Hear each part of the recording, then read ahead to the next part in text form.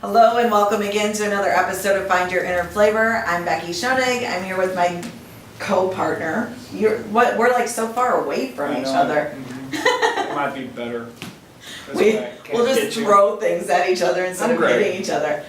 Gregory, Owens, we want to start by saying thank you to our sponsor for this episode. It is Nationwide Processing. If you're a small business owner, you know how often it is the credit card now that is being sent through more often, or the debit card. And those high fees can take a small business owner's percentages in real fast. So cash is a lost art. Many don't even know how to count back change these days. If you've been to any festivals out there, a lot of the concerts out there where there's ATM machines, it's most likely Nationwide Processing. So they're helping bring cash back to the small business. Yes, they are. So we, Rusty and Bobby at Namaste Yoga are always huge supporters of us at SymBowl and the Find Your Inner Flavor brand, and we want to take a moment just to thank them and say thank you, just really thank you. If you are interested in bringing in a debit machine into your facility, or if you have an event or a concert where you're needing that, you can reach Nationwide Processing at 314-227-5222 or at their website, www.atmcreditcard.com. So let's go ahead and get started in this topic of conversation, which is what's our topic? It's about autoimmune AIP in food addictions. We've recently met Jason and Mel. So here's how this whole story comes to be. Oh boy. So I'm on one of the I'm on one of the Facebook pages. I'm on a lot of them just to kind of see what conversations are. And there's an AIP St. Louis group. And somebody was asking for a specific question, and Jason's name kept showing up. And I'm like Jason. So I wound up messaging you, or I looked you up, I think, and called you. And then I looked you up on Facebook, and I'm like sitting there going, his profile picture is in our shop, like in the restaurant in front of the menu. I'm like going, I love this guy already. So we well, then we put a couple things together. Yeah, we reached out. We're really wanting to have more. Oh yeah, you came in. Did you try the no tomato? We were hounding you about the no tomato sauce, and we were just praising you for that. So that was your first compliment. Oh, that is right. And I actually came in and had a conversation with you. I don't know if you remember. I picking up that. And I couldn't. Well, I still can't pronounce your last name. So it's Ciaramitaro. Ciaramitaro, and it's actually not spelled anything. Like what it looks like. Not at all. But I was like, okay, yeah, that's the guy that got it.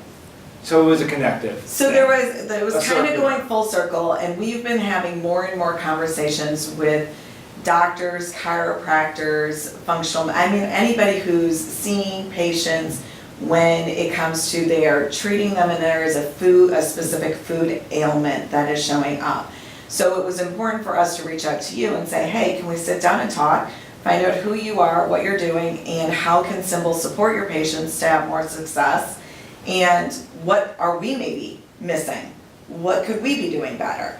And so that led into a conversation that we kind of hung out, I feel like, you gave the praise for us, and I'll give the quick shout. You were probably the first person I've talked to that translated the issues with AIP and the gut into a way that I totally grasped and totally understood. And I've used how you explained it to me at least half a dozen times since. So can you just describe, explain what AIP is or what autoimmune is? I would love to. First of all, I'm Dr. Jason Ciaramitaro, and I'm a chiropractor, but I specialize in some other things besides just chiropractic.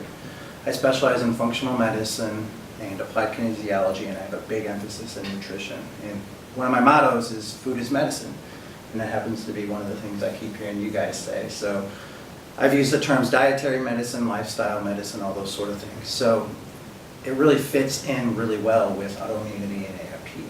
So AIP stands for Autoimmune Protocol, and it's a particular diet and lifestyle that people that have autoimmune disease use to treat their condition. So what is autoimmunity? So autoimmunity means that the body mistakes its own tissues as a foreign object, right? So anything that gets into our body that's not supposed to be there is called an antigen. So the body actually creates an immune response and attacks it. I wonder if that's why I'm feeling like I feel today, because I had so much tequila last night. Well, you have a lot of things going on. Yeah, You're very inflamed and dehydrated, and your liver is screaming out for help. That's for you. anyway, pipe down. Let's So- talk. So autoimmunity is basically, there's over 100 different autoimmune diseases that have been identified, right? Some of the most common of which are rheumatoid arthritis, or lupus, or MS, or Hashimoto's thyroiditis, that's what Mel has. Psoriasis, things like that. So the only difference. So all of these fall under what would be categorized as an autoimmune. Yes. It's interesting that you say that, because I question or wonder how many are going in and seeing a doctor and being diagnosed with this thing and then being given a prescription, but diet and food is never ever talked about. So Still pipe down. Well, the thing is that there's the reality of what it is. Okay. Let me just finish what I was, and I want to address that, but autoimmunity is where the body mistakes its own tissues as a foreign object, right? So in the case of Hashimoto's, it's the thyroid being attacked. In the case of lupus, it's the skin, liver, and joints. In the case of MS, it's the brain and spinal cord. In rheumatoid arthritis, it's the joints of the body. So the underlying mechanism is the same. It's the immune system that's gone amok, it's gone awry, and the body's attacking itself. So that's what autoimmunity is. Okay. So in the allopathic world, which is the technical term for the medical model, you go to your medical doctor, your primary care physician, or even a specialist, they only have 3 courses of action. So a lifetime of hormone replacement therapy, immunosuppressive drugs, or anti-inflammatory drugs. Right? So that's what the medical model does. That's akin to your car, blowing black smoke, bringing it into a mechanic and saying, hey, what's going on? And the mechanic putting a filter on the end of their tailpipe to get rid of the black smoke, right? So we call that symptom suppression. So in the allopathic field, or the allopathic model of treating autoimmunity, that's the only course of action that they have. They want to suppress the symptom. But if you take a look at the model of the car, that would be insane, correct? What we would really want to do is get to the underlying reason. Why is that car blowing black smoke? A mechanic's going to get in there and break the engine down and figure out why that car is burning oil, right? So that's what we do in the functional medicine community, or the integrative medicine community. We look at why the body's breaking down. Why is that body burning oil? We don't want to suppress the oil or change the color of the smoke. You know what I mean? That's not what we're here to do. We need to figure out why that immune system is attacking the body. So that's one of the differences between the conventional model and the integrative, or the functional medicine model, and how we treat autoimmunity. And one of the things we're learning with the AIP protocol is it was the most challenging when we were creating our specific menus, our dietary menus, because we think of being non-professionals, just serving food, and you can look things up as we're looking at AIP as no nightshades, like peppers, There's some big ones. spices, There's some yeah, big boys. the big ones. But then we'd have somebody that would come in and go, well, I can't do this, or I can't do this, but somebody else can, and you're going, okay, there's really no specific AIP protocol. There's a beginning, go ahead. So I'll interject just as the chefy part. Yeah, It probably has pissed me off more than any other diet out there. And I think actually probably a little bit from talking to you and a couple other people, I've become more sympathetic. It still pisses me off.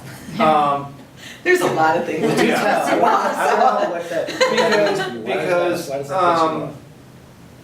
because there is, we try really hard to make the food as clean or as complimentary as possible. And then you'll get somebody that's all of a sudden, they can't do turmeric, but someone else turmeric's fine. Mustard seed is no good. Cumin is no good. or other people can do a little bit of this or a little bit of that. And they kind of, and it's what we do, but they're very nitpicky and they're very, I don't want to say judgmental, but, oh, how can you do this, how can you call it this and it still has, it still has turmeric in it. Right. And it's taken me to step back and say, okay, this person is really, kind of has the shit end of the stick. It's like, it caused me to step back and say, okay, they're not really judging my food, they're not really judging what we're doing, they're really coming at it from kind of a crappy place because every time they eat, they have to worry about getting sick. They have to worry constantly about what's in it.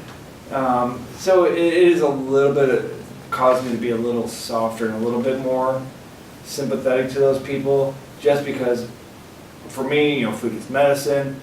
For me in my career, food has been more of a social thing. I've been very attuned to the social aspect of food, and boy would that suck to not be able to go to the office party because you don't know if so-and-so, excuse me, so-and-so, yeah. That's good.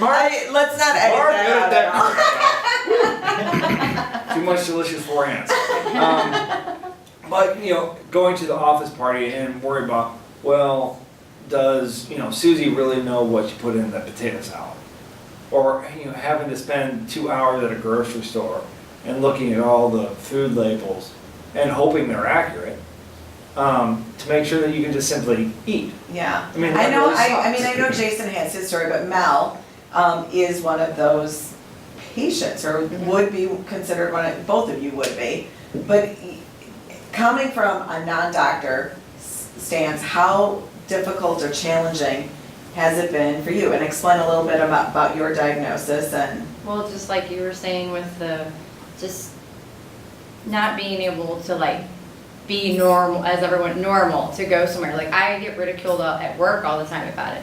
You eat avocados every day. It's kind of a joke now. Or, oh, what's Mel gonna eat? Well, we can't go to this place because Mel's not gonna eat anything. And I've just learned to adapt to whatever situation is happening or wherever we're going. I'm like, just pick it.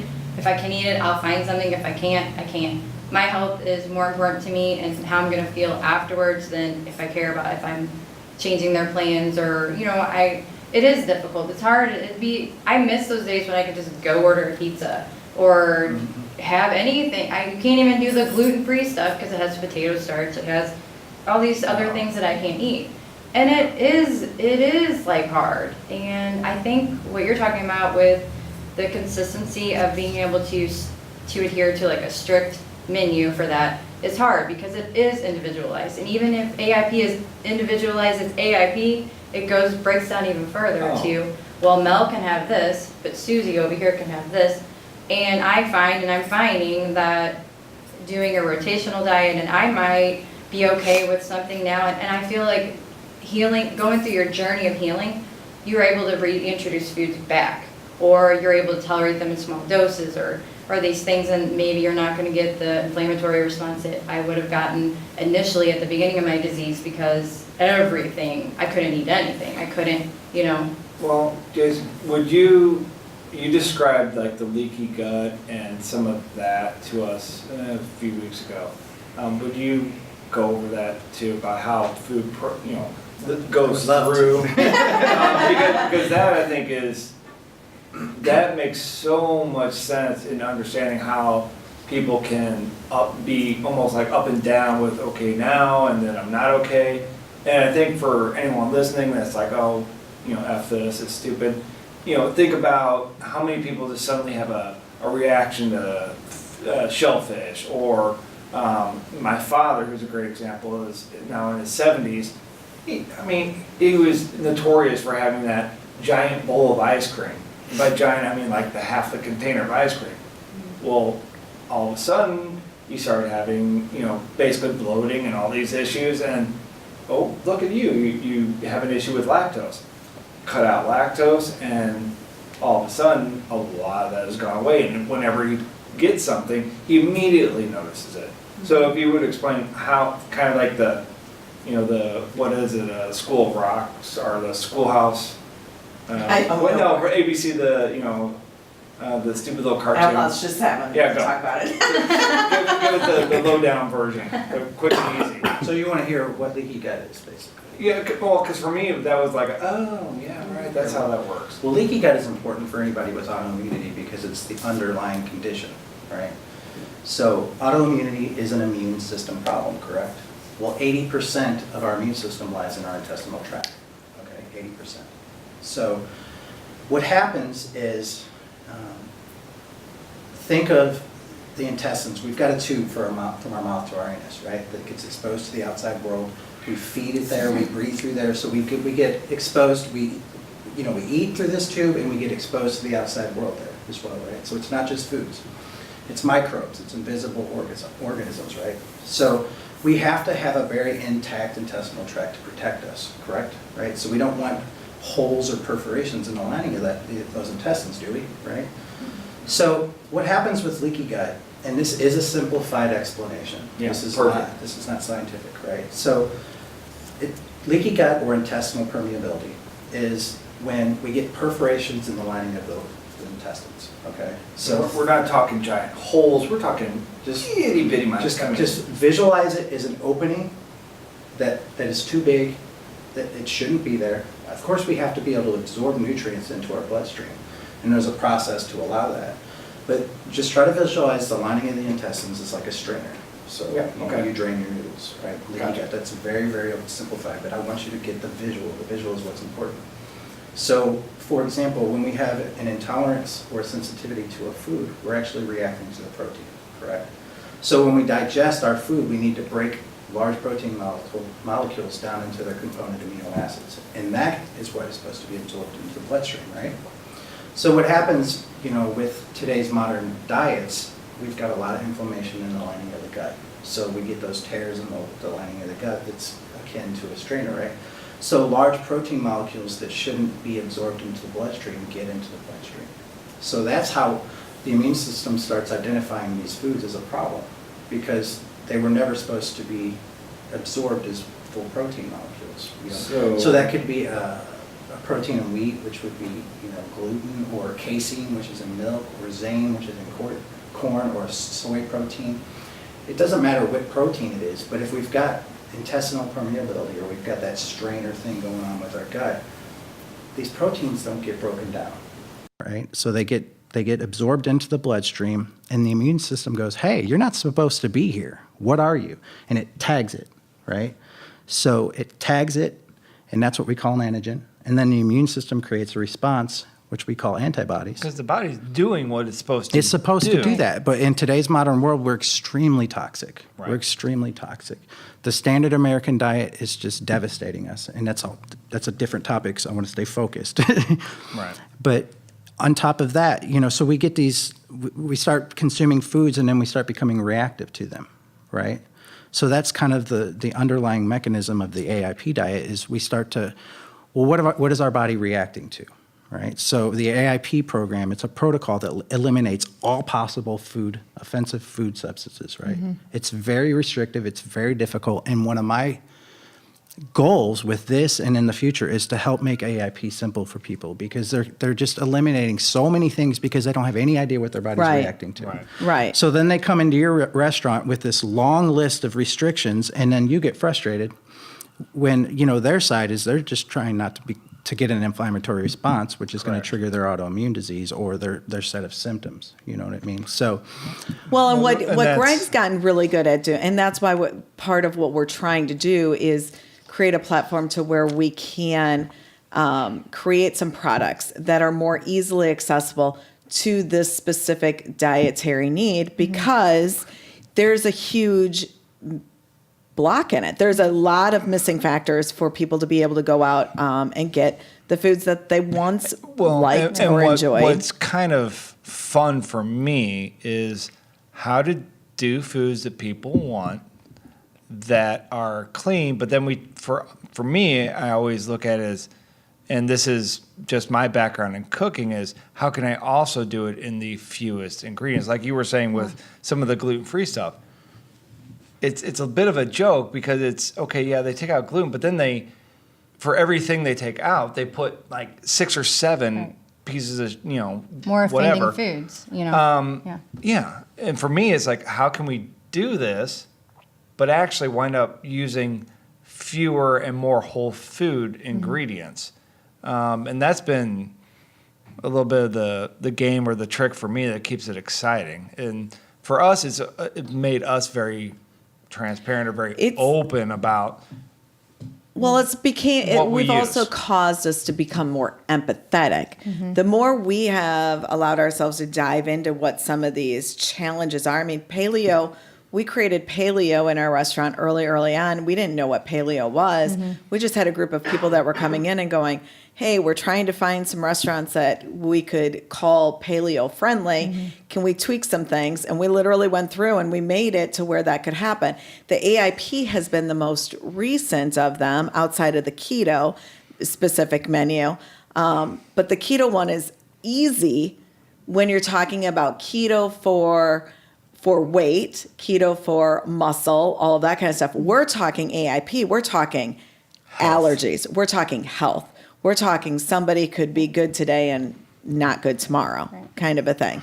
So I'm curious, who is the typical client or patient coming into you? Why would somebody seek this out? Because I just probably go to a doctor. Want me to tell you my story. Yeah. I was going to multiple medical doctors trying to figure out what was wrong with me. I didn't understand. I was fatigued. I was eating foods and I was bloating and I was so achy, and I'm just like, what is happening to me? And so I actually went to my regular doctor and he just said it was anxiety. And I'm like, no, something's off. And so I started going the more natural route of trying to look into people like Jason. And I spent lots of money, lots of time, but I couldn't just go take a thyroid medicine. I can't tolerate it. I can't even tolerate a medicine, like he says, that's going to help the smoke part of it. I couldn't even tolerate that. Anything to make me feel a little bit more normal and wake up in the morning and not be achy and tired and crabby and down.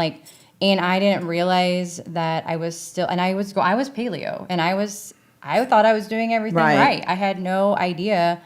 And then I kept searching further and then found out, okay, it was my thyroid. Can't take medicine. Okay, well, what can I do? What can I control? What can I help do this? And when I started researching and looking into the autoimmune thing, and then I actually begged, and I did have someone test me for antibodies, and they were high, and I was like, oh, my thyroid is just not broken. I literally have an immune response happening in my body, and I have to find out why and what I need to do to fix it. And so I was still doing like I said, paleo stuff, and I was eating so many nightshades. That was my favorite. I love peppers and white potatoes and chocolate. Who would ever look at a pepper or a tomato and say, that's bad for you? Right. You can't eat that. Mm-hmm. But we're talking a lot of these foods that are being eliminated Are staples. Yeah, think about a tomato. A simple tomato, ketchup, potato, or pizza, pasta sauce, barbecue sauce, just these paprika is one of them, and taco seasoning. I can't do any of that, And so for you to be able to make a barbecue sauce, for you to be able to make a pizza, for you to make these things that I miss so much, and you're so hard on yourself about it, but oh my God. Yeah. You are. I'm serious. You've changed my life. I just want to tell you guys that you're already doing it right. I've had multiple conversations with you, and especially from you, I'm sensing some frustration and some discouragement. You guys are already giving this community something no one else is doing. Her and I have the most restrictive diets. I'm not necessarily AIP. I have there on the egg white. Pizza. There's a pizza coming. I have my own issues. The why I eat so strict. It's not autoimmunity. It's I have a history with ADHD and depression and all that sort of stuff. So if I don't eat this way, I have different symptoms. I don't get an autoimmune response. I have all kinds of other things that happen. But for her, it's any type of food that she eats that she shouldn't have.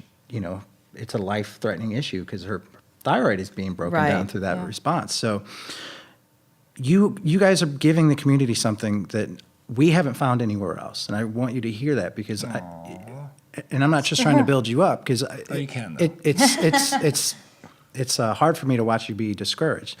And I understand the frustration that you feel. Discouragement I think that that feeds me. Well, and I will also say. think that the thing is that, and this is part of why we're going to be launching the crowdfund, or if by the time you watch this one, we've launched the crowdfund, is because it really is about people understanding we're not just a restaurant.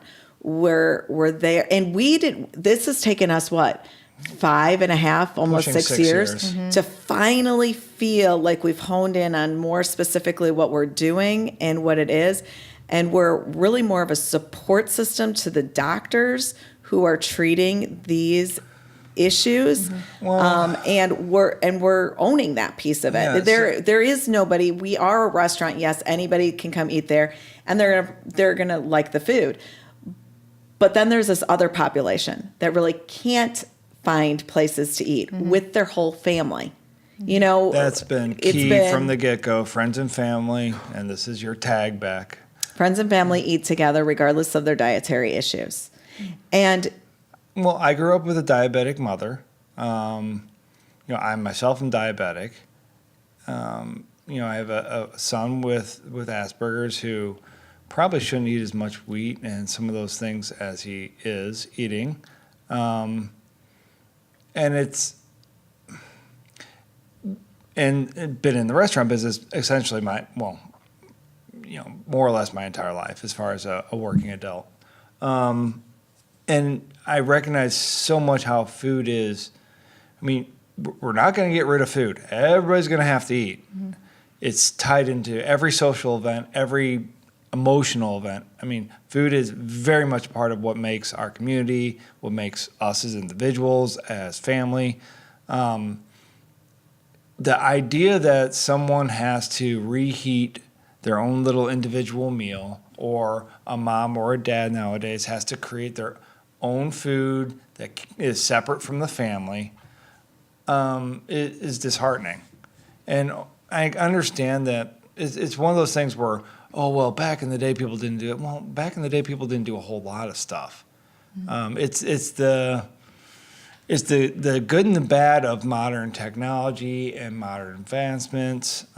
We are aware of some of these things. I'll say to myself, by all rights, I should be dead. 100 years ago, I'd be dead, hands down.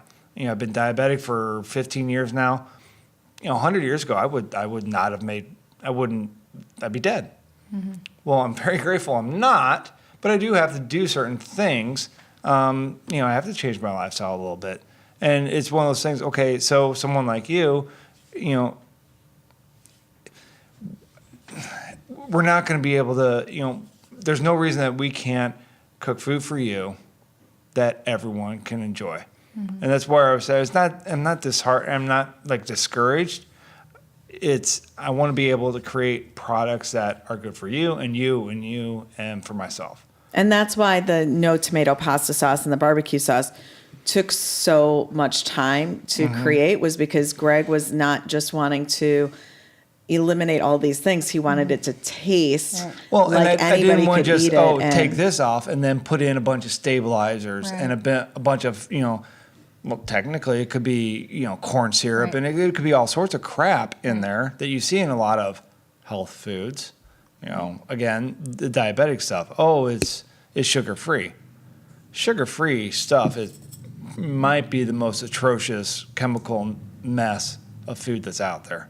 It's garbage. And what are you finding becomes your biggest challenge when you start treating somebody and you say, this is what it is, this is the protocol you need to follow? What becomes your biggest challenge at that point?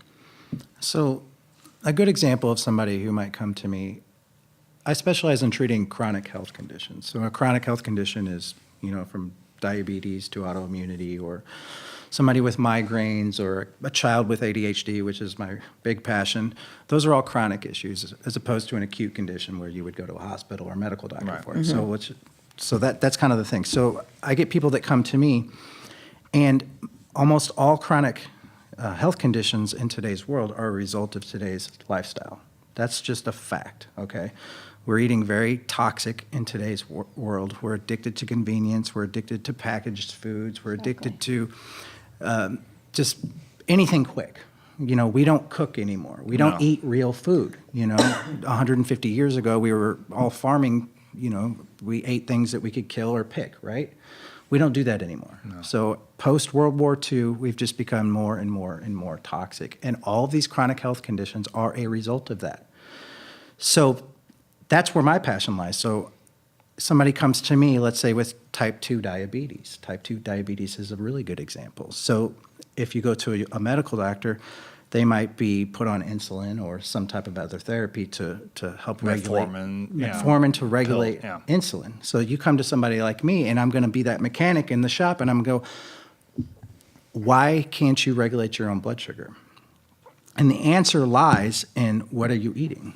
You know, so type 2 diabetics tend to be addicted to the foods that cause massive spikes in blood sugar. So type 2 diabetes, what it means is over a period of years or decades, you've just been doing the roller coaster with your blood sugar, which causes your pancreas to release insulin to respond to that high blood sugar. Eventually, it just gives up and says, I'm out, right? That's what type 2 diabetes is. It just taps out.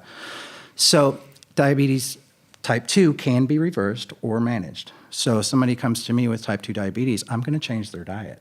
That's the first thing I'm going to do. I'm going to teach them how to regulate their own blood sugar so they don't have these surges of up and down blood sugar spikes. So for me, that means a rapid transformation in your diet and your lifestyle. So we're going to get rid of all the starchy foods, the sugars, the starches, the simple carbohydrates. That's the types of things that has to go. And to answer your question, what is the biggest thing that I struggle with is that's where the resistance comes from. That's where the resistance comes from. To give up a lot of the good stuff. For me, I lived this life, and I've been doing it for so long that it is a lifestyle.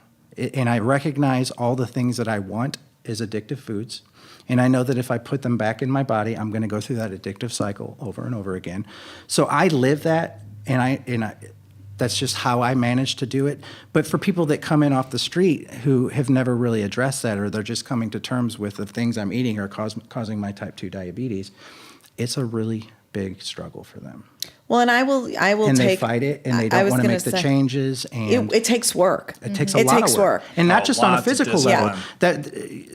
Not only are you having to change the things that you physically eat, but you have to address all the other components that are involved, the mental, emotional, and spiritual. Well, yeah. There's reasons why people are addicted to all these foods, and they don't want to give them up. And that's my biggest struggle in treating people with, food as medicine. As they don't want it as badly as you want it for them. Well, but then you also have the community, because what happens if you're at a wedding or you're at a birthday party and you pass on the cake? Oh, you sure? Well, how about just a little spot? How about just a little piece? Or you sure you don't want an extra? You all of a sudden have all this emotional or external forces. Well, it's one thing if we're talking about alcohol. If you're in recovery from alcohol, nobody typically is going to say, you're not having a drink tonight. But people don't recognize food as But people don't recognize food as being the addiction. That is or the as a drug. Yeah. Or they think that it's just minor. Oh, they're just making this choice because they're on some silly new diet. Yeah. I mean, that is one of the things that we've said in the shop. We don't do calorie counting. Nope. We're not calorie I counters. don't give a shit about calories. What we do is whole food eating. Anyway. Look at how much calories you're intaking, and where are your calories coming from? You can be on a really strict low calorie diet, but you can be feeding your body crap all day long. We see that a lot. That's what Weight Watchers is. Right. Weight Watchers is a low calorie diet. Are we going to get sued for this? So, we're just mentioning Weight Watchers. Okay. We're not That's the truth. Weight Watchers feeds their people poison. Well, Atkins. I mean, why the hell do you have a Atkins candy bar? Seriously? That just perpetuates the whole problem. Yes. So that's why we have yo-yo dieting. Yeah. Because people don't want to give up those comfort foods. They just don't. They want to appease their palates. Our tongues are addicted to these foods. 10 minutes? All right. Our tongues are addicted to these foods. They're addicted to these flavors. They're addicted to the sweet. They're addicted to the But fat. they are for real reasons. I mean, if you go back historically, okay, where did you get sugar from 200 years ago or whatever, however many years ago? It was fruits. It was things you had to kind of search out. Salt, hard to find. Protein, you had to chase that son of a bit down and kill it. And, it wasn't like you could just go and get a 4-pound log of summer sausage, carbohydrates. Well, nobody had, bags of flour and all that was just ready to go. Our bodies, those sort of things, we had to work to get, fat. Well, you didn't get high fat content food in the natural world, so to speak. But like you said, all of a sudden you just hyper speed up to post World War II and the industrial food, and all of a sudden all these things that we had to work really hard to get, and that the body likes. The body does need carbohydrate, the body does need fat, the body does need protein. But all of a sudden it's just like, wham, here it is. Mm-hmm. And everywhere. Our bodies do not know how to handle that. No, they do not. They are not conditioned to have that. And it's been basically 3 generations, and all of a sudden we're faced with, super high fat, super high intense carbohydrate / sugar, super high salt, and it's like, holy crap, what are we doing here? Yeah. And then, oh wow, look, we have problems. Yeah. Well, it's gotten so bad that we're normalizing it. Mm-hmm. We're normalizing it. Her and I walked into Target a month ago, and the mannequins are now obese. For me, that shows where we are at in our collective consciousness with our own health, that we're normalizing it. And I have a problem with that, because we're just getting sicker and sicker and sicker as a society. And we're just not taking into consideration what we're doing to our bodies. And our bodies are breaking down, and we've got this big problem with our health care, and nobody wants to take a look at just how sick we are as a society, and nobody wants to take a look at what we're doing to our own selves. And when we treat our bodies like this year after year, decade after decade, when we get into our 50s and 60s and we start getting diabetes and cancer and heart disease and all these things, that they not only wreck ourselves, but they're wrecking our healthcare system. This is such a big problem that people aren't looking at, and Well, I think that's a lot of why we created the Find Your Inner Flavor podcast YouTube series, is because we really want to educate more people. And the whole tag of Find Your Inner Flavor is about identifying what works for you. Your inner flavor. For you specifically. And that's the hidden missing piece when you're following a specific diet regimen, for whether it's for losing weight or whether it's to gain this or that. It's not about following a diet. It's about identifying what works for you specifically. And oftentimes you need that assistance, somebody like Jason, to help you identify what those foods might be or what they may not be. And it's learning how you feel. Identifying if I'm eating this, if I'm eating too much of this. That's what I was going to mention was, as I was saying before, like I was eating all these foods and I'm still feeling like crap. And I'm like, I don't understand what's happening. I'm changing my diet. I'm not doing this. I'm not eating the sugars. Granted, I was eating a crap ton of chocolate, mind you. But I was like, but I'm eating dark chocolate. I'm only having 2 squares. But it was wrecking me. And until I met him and he was able to do the applied kinesiology and point out that, hey, you're not supposed to be having nightshades, which is the peppers and potatoes and all. And the chocolate puts you in a hyper state. And when you're in a hyper state, you're not able to rest and digest and restore and heal your body. You're in a rushed, like if you drink 5 cups of coffee and your body is just like overloading. And so you're not able to repair what's wrong. So I was eating all those things until I met him and he was able to identify that for me. I pulled them out and I instantly noticed a change. Does it suck because I love chocolate? Yeah, but honestly, since I've changed it and I've been working on my gut and healing things, I was able to reintroduce it small amounts. Now, granted, I start going hog wild and eating 7 days a week again, and it starts kind of doing the same thing again. But that's what he has helped me with, is identifying those specifically, and I love going to your place because like you can get the no mayo stuff, but like being able to go pick out what I can and cannot eat, and your menu tells me everything. I don't have to do guesswork because it even comes down to the spices sometimes. And I know it's like a pain in the ass. Well, that's why we created the ingredient menu. That's been the thing. I'll throw the gauntlet down. I'm saying this from a little bit of I don't know. I can stand on this. I've never liked putting out menus that had secret ingredients or hidden stuff. I was always aware that the big allergens, the mushrooms, the shellfish, that sort of stuff. That's stuff that always should be on a menu description. We've taken it a little bit to the next level, and we are 100%. Here is what is in these ingredients. There's a 11 by 17 poster.